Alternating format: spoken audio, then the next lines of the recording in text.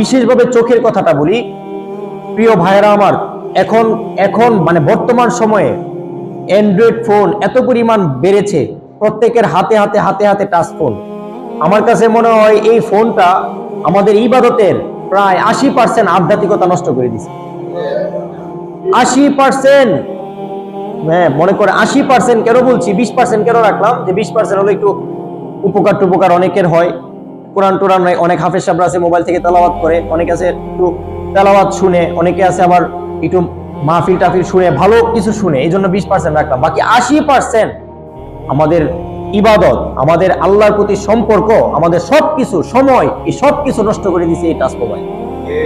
এই সবকিছু শুধু বর্তমান সময়ে আপনি আমি মানে আমাদের সবার মানে আপনাদের সবার প্রতি একটা কথা আমি বলি, শুধু বর্তমান সময়ে আপনি এক সপ্তাহ আপনার চোখকে হেফাজত করে দেখেন। এক সপ্তাহ যদি আপনি খালি আপনার চোখটাকে হেফাজত করতে পারেন, আল্লাহর কসম এক সপ্তাহ পরে আপনার নামাজ, আপনার সেজদা, আপনার দোয়া, এটা অন্যান্য সময়ের সেজদা থেকে, অন্যান্য সময়ের নামাজ থেকে অত্যাধুনিক হয়ে যাবে। এক সপ্তাহ খালি চোখে হেফাজত করে দেখেন। এই যে নাটক, সারাদিন ইবাদত করার পর যে একটা রুহানিয়াত অন্তরের ভিতরে তৈরি হয়েছিল, আল্লাহর প্রতি যে একটা ইশক, যে একটা মহব্বত, যে একটা ভালোবাসা হৃদয়ে তৈরি হয়েছিল সারাদিন রোজা রাখার পরে, সারাদিন নামাজ পড়ার পরে যে একটা শান্তি লাগা তৈরি হয়েছিল, 10 মিনিটের নাটকে, 10 মিনিটের একটা গান, 10 মিনিটের একটা বাজে ভিডিও দেখার মাধ্যমে সারা দিনের ফয়েজ বারাকাত নষ্ট হয়ে গেছে। আপনাদের কি মনে হয় এই ফোন, এই ভিডিও, এই আপনার গান, এই ছবি, নাটক, এগুলো কি মুসলমানরা তৈরি করেছে? না, এগুলো তৈরি করার পিছনে একজন ইহুদির হাত, এগুলো তৈরি করার পিছনে একজন খ্রিস্টানের হাত। আর ইহুদি খ্রিস্টান কি এগুলো বানাইছে আপনার আমার আল্লাহর সাথে সম্পর্ক জোড়া লাগানোর জন্য? এগুলো তৈরি করেছে কি আপনার আমার জান্নাতে যাওয়ার জন্য? না, এগুলো তো তৈরি হয়েছে আপনার আমার আল্লাহ থেকে সম্পর্ক বিচ্ছেদ ঘটানোর জন্য। যার কারণে আজকে আমাদের অধিকাংশ যুবকরা, অধিকাংশ, একটা সময় ছিল রমাদান আসলে মসজিদের মধ্যে সবাই থাকতো, মসজিদের সময় দিত, কারণ হাতে ফোন নাই, কি করবে, হয় মাঠে খেলতো আর নয় মসজিদের সময় দিত। এখন সারাদিন ফোন নিয়ে বসে থাকে। এখন কোরআন তেলাওয়াত শিখার কোনো গুরুত্ব নাই। এখন আর ওই আগের মতো বসে একটু মসজিদে বসে জিকির করবে বা মসজিদে বসে একটু তালিম শুনবে, আলেম ওলামাদেরকে এনে একটু তাফসীর করবে, এই সময় নাই। বয়ান শোনারও সময় নাই। মোবাইলের সামনে বসে 1 ঘন্টা সময় দিতে পারতেছে, কোনো সমস্যা নাই। তারাবির নামাজে আসলে বারবার ঘড়ির দিকে তাকায়, হাফেজ সাহেব কতক্ষণ লিড করতেছে, কোন হাফেজ সাহেব কতক্ষণ লাগে তেলাওয়াত করতে, এটা আবার দেখে বারবার।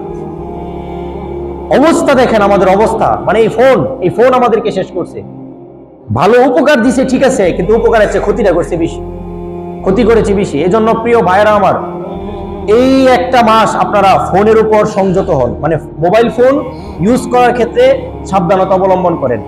সারাদিন ফোন ধরেন না প্লিজ, সারাদিন ধরার দরকার নেই, প্রয়োজন যতটুকু অতটুকুই বাস, এরপরে শেষ, ফোন ধরবেন না।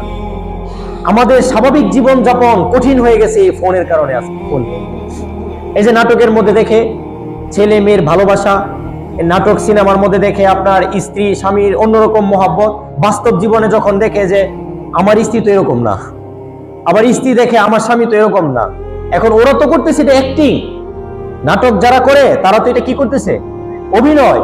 অভিনয়টা তো একটা কাল্পনিক, মানে একটা কল্পনার থেকে একটা জিনিসকে বানানো হয়। তো কাল্পনিকটা এমন ভাবে ফুটায় তুলে যে এটা একটা যুবক যখন দেখে, আরে কি ভালোবাসা, একজন বিবাহিত পুরুষ যখন দেখে, আরে তারা তো কি সুন্দর ভালোবাসতেছে একজন আরেকজনকে, আবার একটা মেয়ে যখন দেখে আরে তার স্বামী তারে কত আইসা মহব্বত করতেছে, তখন বাস্তব লাইফে ওই কাল্পনিক অভিনয়টাকে সে বাস্তবের সাথে তুলনা করতে গেলে আর ম্যাচ হয় না। আর এই ম্যাচ না হওয়ার কারণে স্বামী স্ত্রীর মধ্যে খালি দ্বন্দ্ব লেগে থাকে, স্বামী স্ত্রীর মধ্যে দ্বন্দ্ব লেগে থাকে। ওই স্ত্রীও হীনমন্যতায় আছে, আরে আমার স্বামীটা তো এমন না, এটা কেমন জানি রসকস নাই, মহব্বত নাই তার মধ্যে।